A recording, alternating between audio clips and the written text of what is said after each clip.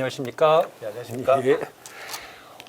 세상의 모든 것은 재테크로 통한다. 세무재통 김창경 기자입니다. 오늘은 지난번에 말씀드렸던 것처럼 이제 오늘부터는 각 분야의 전문가들 모셔서 각 이슈에 대해서 얘기를 나누는 자리를 마련해 보도록 하겠습니다. 오늘은 첫 순서로 연금에 관련해서 얘기를 나눌 텐데요. 오늘 모신 분은 김동엽 미래세 투자연금센터 본부장님 모시고 연금 분야의 이제 전문가셔서 이분 모시고 여기에 관련해서 여러 가지 좀 얘기를 나눠보도록 하겠습니다. 연말이고 해서 다들 연금에 대해서 많이 얘기도 나누고 뭐 언론에도 많이 나오는데 오늘 좀 다른 데서 다루지 않는 좀 디테일한 얘기들까지 좀 나눠보도록 하려고 합니다. 안녕하세요. 네, 안녕하십니까? 예.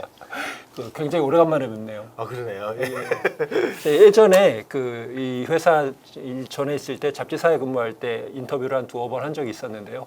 저 개인적으로도 굉장히 반갑습니다. 오늘 다룰 얘기는 연금 저축과 퇴직연금, IRP 등 전반적인 연금에 관련된 얘기고요. 실제로 이 연금이 각 개인들한테 얼마나 실질적인 혜택이 돌아가는가에 대해서 좀 집중적으로 얘기를 해보려고 해요. 그래서 이제 본부장님께도 미리 사전 질문지를 드려서 구체적으로 좀 숫자를 좀 이렇게 비교를 해달라고 말씀을 드렸었습니다. 그래서 일단 첫 번째 질문부터 시작을 해보도록 하겠습니다. 제가 30살 무렵에 저도 개인적으로 고민을 했던 부분이기도 하고 한 20년 전쯤에 제 또래 사람들이 많이 고민했던 얘기인데 지금 젊은 분들도 여기에 대해서 많이들 말씀을 하시더라고요. 예나 지금이나 다 그 의문점, 고민은 똑같은 것 같아요. 그래서 이 연금저축, 퇴직연금이라는 것이 이게 꼭 가입해야 되는 것인가? 특히 그 2030 젊은 세대들 있잖아요. 이분들이 사실 그 벌이는 적고 쓸 땐 많잖아요. 은퇴하려면 그분들이 은퇴하려고 하면은 뭐 짧게는 20년에서 길게 한 30년 이상 남은 분들도 많을 텐데 벌써부터 연금저축이나 투자를 시작을 해야 되는가? 그래서 여러 가지 지출 순위에서 우선순위에서 연금을 앞에다가 두는 것이 합리적인가? 이런 부분에 대한 그런 게 있어요. 그래서 이분들 중에 뭐 최근에 이제 집값 급등 이런 것에 이제 박탈감을 갖고 있기 때문에 아예 저축을 포기하고 삶을 즐기는 쪽을 선택을 하거나 반대로 뭐 이제 조기 은퇴를 목표로 해서 극단적인 공격적인 성향을 가지고 투자를 하시는 분들이 꽤 많아졌어요. 그래서 이들한테는 각각 정반대의 이유로 연금이 눈에 안 들어올 것 같거든요. 그래서 이 젊은 세대들 연금을 꼭 해야 되는지, 연금을 꼭 일찍 시작을 해야 되는지 여기에 대해서 좀 말씀을 해주시죠. 어려운 질문을 처음부터 던져주셔가 있는데 솔직히 꼭 연금일 필요는 없을 것 같아요. 근데 내가 어떤 경우를 당하더라도 지금의 생활 수준을 유지하면서 살 수 있느냐는 질문을 자기한테는 해볼 수는 있을 것 같아요. 그러면 내 인생을 살면서 내가 원하지 않은 일 중에 상당수는 뭐냐 그러면 죽음, 질병, 사망, 은퇴 이런 문제일 것 같아요. 내가 지금의 버는 만큼 계속 벌 수 있고 지금만큼 지출할 수 있다 그러면 솔직히 재무설계고 뭐 이거 다 필요 없습니다. 그렇죠. 근데 내가 원치 않은 경우를 당했을 때도 거기에 대한 대비를 할 수 있느냐라는 문제거든요. 그 중에 하나가 이제 은퇴라는 문제인데 누구나 평생 현역을 할 수 있으면 필요 없죠. 뭐 안 해도 내가 쓸 만큼 버는데 굳이 내가 그걸 저축해 놓을 필요는 없을 것 같아요. 능력 좋으신 분들. 사람들의 상당수는 그러지 못하고 근데 문제는 뭐냐 그러면 이 일을 하기 싫어해요. 그렇죠. 질문에 답이 있는데 사람들은 그냥 장기적인 저축하거나 먼 미래를 위해서 저축하는 것 자체를 잘 못한다라고 뇌과학자들이 이야기를 하거든요. 그렇죠. 내가 지금 먼 미래를 위해서 저축하지 않는 것은 내 탓이 아니고 내 탓이라고 이야기하기도 합니다. 그래서 근본적으로 이거 잘 못한다. 지금 내가 지금 안 하고 있다고 그래서 나를 탓할 필요까지는 없다. 근데 좀 활용할 필요는 있는 게 뭐냐면 하기 싫어하는 것만큼 제도적으로 강제적으로 저축할 수 있는 장치들을 마련해 두는 것들이 있어요. 이게 대표적인 게 국민연금이죠. 국민연금 20대, 30대 때 되게 싫어하거든요. 그렇죠. 돈 뺏어가는 거. 왜 내 급여에서 네 맘대로 떼가느냐 이런 말들 되게 많이 하는데 제가 50대 후반, 60대 초반에 퇴직하시는 분 만나보면 가장 많이 나오는 질문이 국민연금 질문이에요. 얼마 받을 수 있냐? 어떻게 하면 더 많이 받을 수 있냐? 그 다르죠. 안 내고 싶어 하는데 나중에 많이 받기 위해서 노력을 하거든요. 그렇죠. 그러니까 그게 다른 거예요. 그럼 이 시기에는 별로 필요 없어 보이지만 나이가 들었을 땐 필요한 거거든요. 그렇죠. 그렇다 그러면 강제적으로 조금 붙게끔 만들어 놓는 장치들을 가려 놓는데 이거를 그냥 하기 싫어하니까 제도적으로 장치를 만들어 놓고 대신 소득 공제를 해주고 뭐 그게 중간에 못 찾아쓰게끔 강제 장치를 두는 거잖아요. 그런 장치를 물론 억울하겠지만 20년, 30년 뒤에는 좀 필요해 보이는 부분들이 있거든요. 국민연금 비율을 해주시니까 좀 와닿는 게 있긴 하네요. 퇴직금도 마찬가지예요. 옛날 퇴직금 중간중간에 정산해서 많이 찾았었는데 결국 이게 노후소득화 되어 있지 않기 때문에 중간 찾아 쓰고 나면 결국 마지막에 없거든요. 그래서 퇴직금도 보통 보면은 1년 일할 때 한 달치 급여 정도가 저축되는 부분들이 있어요. 예, 그렇죠. 그리고 지금 중간에 정산도 못하게끔 많이 막혀져 있고 지금 억울하죠. 근데 나중에 퇴직할 때 이게 목돈이 되어 있는 부분들이 있어요. 그다음에 우리가 연금저축이나 IRP라고 하는 제도를 보면 연간 최대한 뭐 작으면 한 3,400만 원, 많으면 한 700만 원까지 저축을 하면 세액공제 혜택을 주잖아요. 대신 중간에 해지를 못하게끔 막아버리죠. 그렇죠. 이렇게 약간의 당근을 주고 소득공제나 세액공제나 당근이라는 거를 주고 나중에 찾았을 때까지 못 찾아 쓰게끔 막는 제도들이 연금 장치들은 발달시켜서 와서 그래서 일종의 강제저축이라고 이야기를 하거든요. 예. 그리고 외국에서 이걸 뭐라 부르냐 그러면 율리시스 약정을 한다 그래요.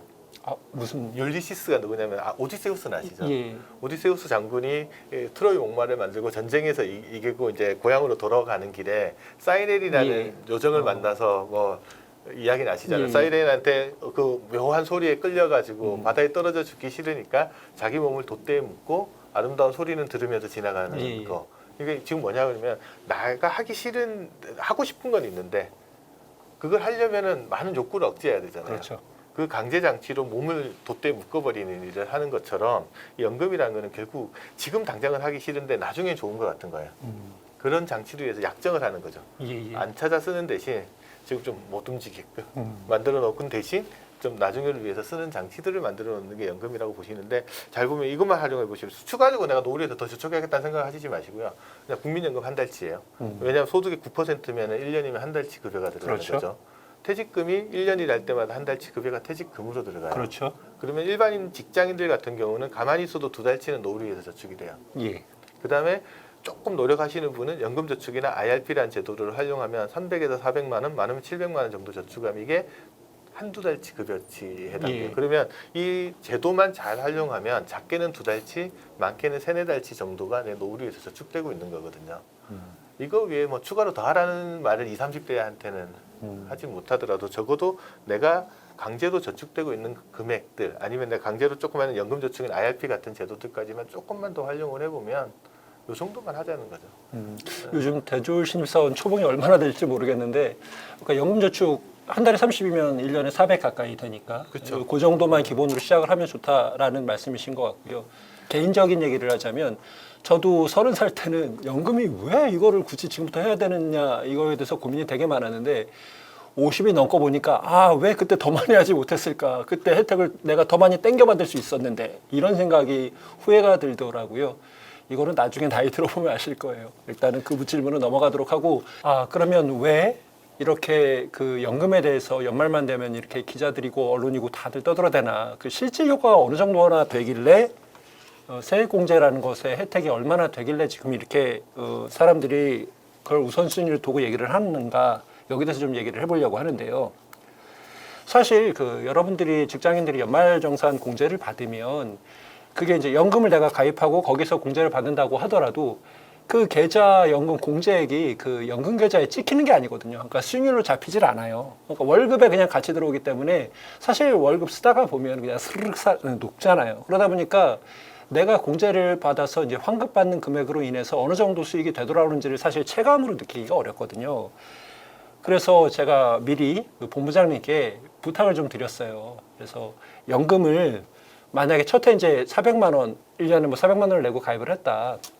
하지만 이제 두 번째 해부터는 이제 환급액이 들어올 테니까 그럼 그 환급액을 쓰지 않고 그대로 그거 환급액하고 거기다 추가로 돈을 합산을 해서 연금저축 납입액 한도액을 채워서 투자를 하게 되면 그렇게 가정을 한다고 하면 과연 그 실질 수익률이 어느 정도 될까?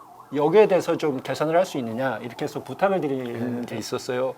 제가 이게 좀 황당한 질문이긴 한데 이렇게 해서 35세부터 한 55세까지 20년 동안 그런 식으로 해서 투자를 할 경우에 총급여 이제 5,500만 원 이하 가입자가 이제 16.5% 환급이 되니까 연간 운용 수익률 극단적으로 그냥 0%라고 할게요.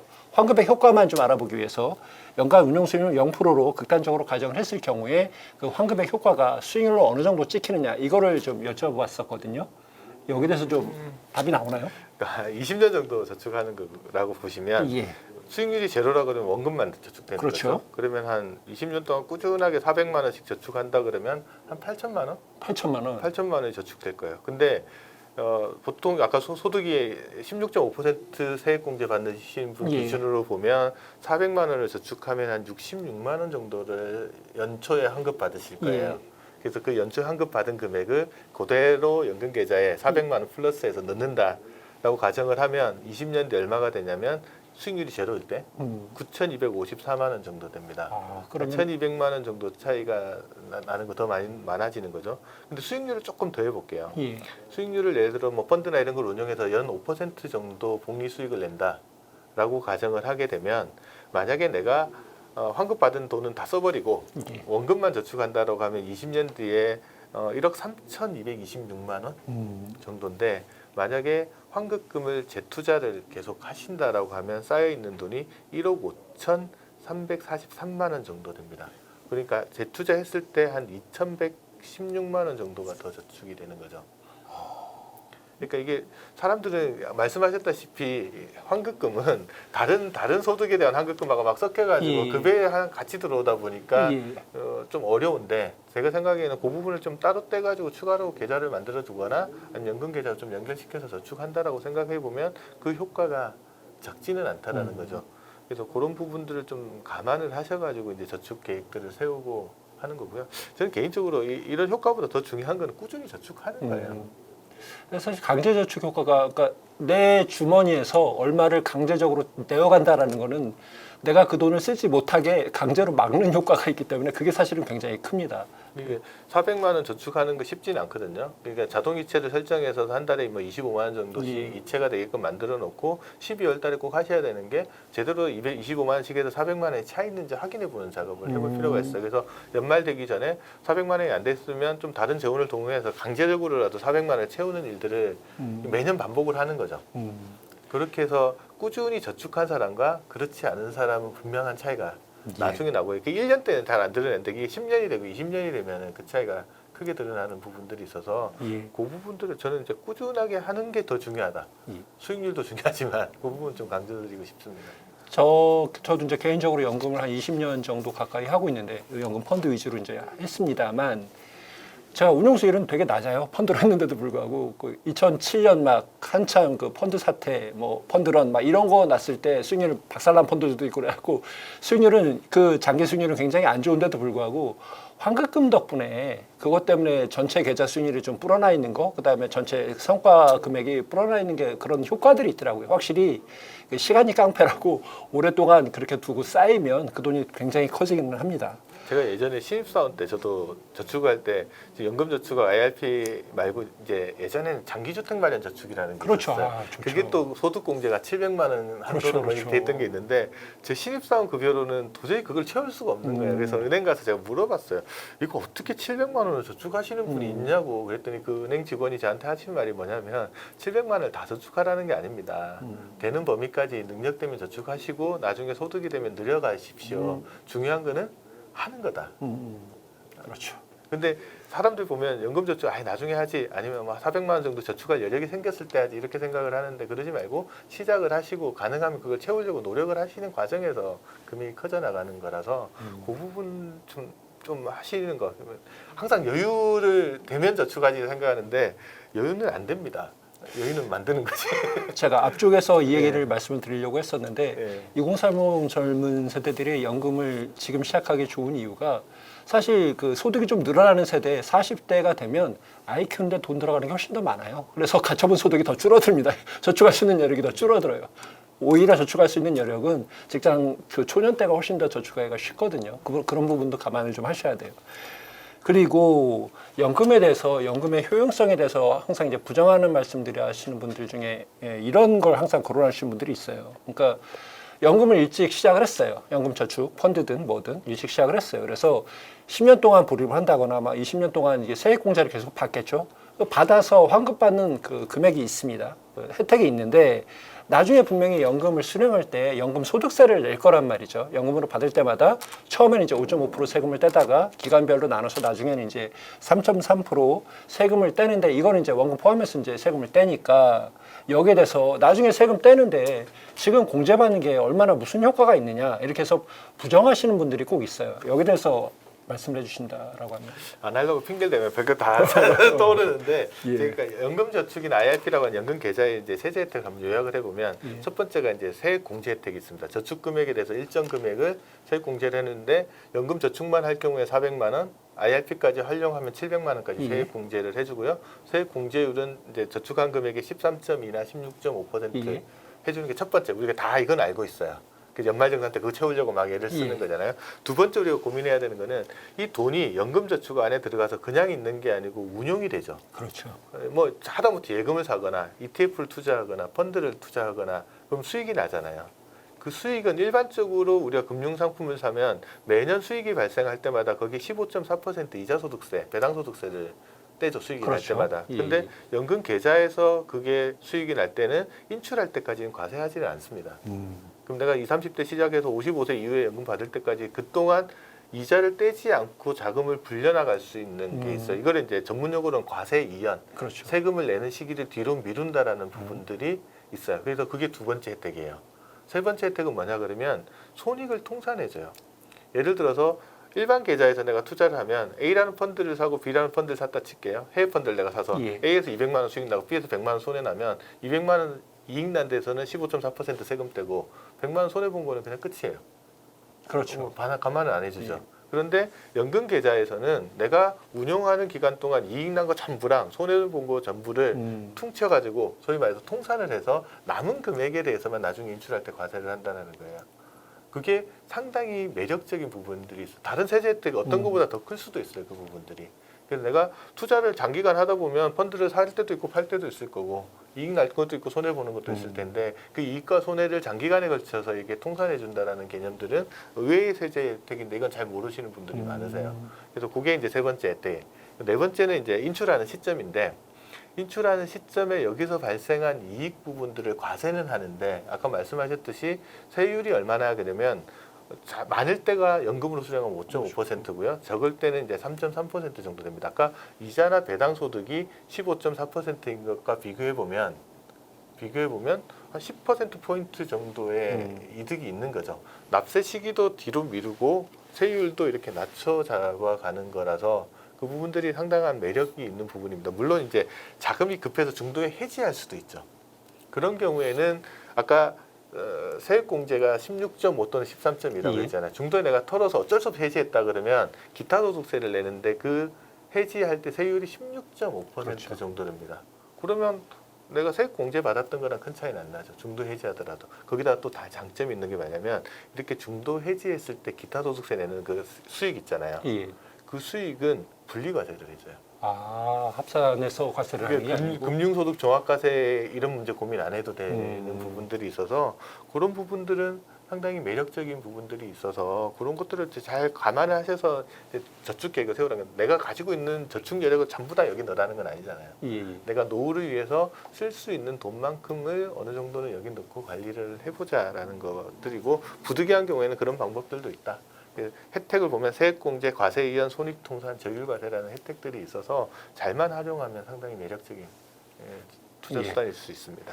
또 하나 이슈가 이제 건강보험료 합산 관련한 문제죠. 이 부분은 사실 좀 아직까지 클리어하게 이렇게 해결이 된 문제가 아니라서, 그러니까 나중에 그 이제 연금을 붓고 나중에 이제 연금 개시해서 연금을 이제 타서 쓸 때 그 연금 타서 쓰는 그 돈이 건강보험료를 그 산정하는데 그것까지 합산을 해서 건강보험료가 많이 오르게 되지 않을까. 여기 대해서 이제 우려하시는 분들 분명히 있거든요. 일단 이제 국민연금 같은 공적연금은 합산되지 않죠. 국민연금이 건보료 부과 대상이고요. 아, 그런가요? 공적연금, 그러니까 지금 현재 건강보험료를 부과하는 연금소득은 국민연금, 공무원연금, 사학연금, 군인연금, 별정우체국연금 예. 5대 공적연금에는 건강보험료를 부과를 합니다. 아, 대신 예. 이제 연금소득이다 보니 이걸 전체를 다 소득으로 보는 거는 좀 문제가 있어서 그 내가 만약에 연금을 100만 원을 받으면 30% 30만 원만 소득이 있는 걸로 보고 아, 거기다가 예, 이제 예. 보험료를 부과하는 방식으로 가는 식으로 되어 있어요. 예. 그런데 현재 그 퇴직연금이랬던 개인적으로 불입한 연금에서 나오는 소득 부분에 대해서는 건강보험료를 부과하지 않고 있다. 그렇기 때문에 개인적으로 저축한 거에 대해서 건보료 부과될 우려는 그렇게 걱정하지 않으셔도 되고, 다만 이제 이런 우려는 있어요. 사람들이 이제 법에 어떻게 되어 있냐 그러면 법에는 연금 소득에 대해서 건보료를 부과한다라고 되어 있거든요. 그렇죠. 근데 그 연금 소득이 소위 말하는 국민연금 등 공적연금하고요. 예. 우리가 세액공제나 소득공제고 불입했던 우리 연금저축과 같은 상품들이 포함되는 것처럼 되어 있는데, 현재 건보공단에서는 명확하게 공적연금에만 부과하겠다라고 이야기를 하고 있고요. 그다음에 퇴직연금 자체는 분리과세 대상 소득이고요. 연금보험료하고는 아예 관계가 없는 건보료랑 상관없는 소득이라고 보시면 됩니다. 제가 ISA 관련해서 ISA 나중에 만기 자금 탈 때 이게 이제 건보료에 합산이 되느냐 안 되느냐 그거 갖고 이제 취재를 한 적이 있었어요. 예, 그때도 이제 거기에서 건보공단에서 이 얘기를 하시더라고요. 지금 현재 우리는 그것뿐만이 아니라 다른 퇴직연금이니 개인연금 관련한 거기서 연금 나오는 것들에 대해서는 합산을 하지 않고 있다. 규정상 이렇게 딱 박아두진 않았는데 합산을 하지 않고 있다. 여기까지만 이제 공식적으로 네. 말씀드릴 수 있다. 이렇게 말씀을 해주시더라고요. 그래서 사실은 정부가 건보공단이니 복지부니 이런 데서 딱 명확하게 개인연금, 뭐 연금저축, 퇴직연금 이거는 건보료에 합산하지 않는다. 이렇게 딱 명확하게 한 줄을 달아주셨으면 얼마나 좋을까. 사실 그런 바람은 있습니다. 네. 예.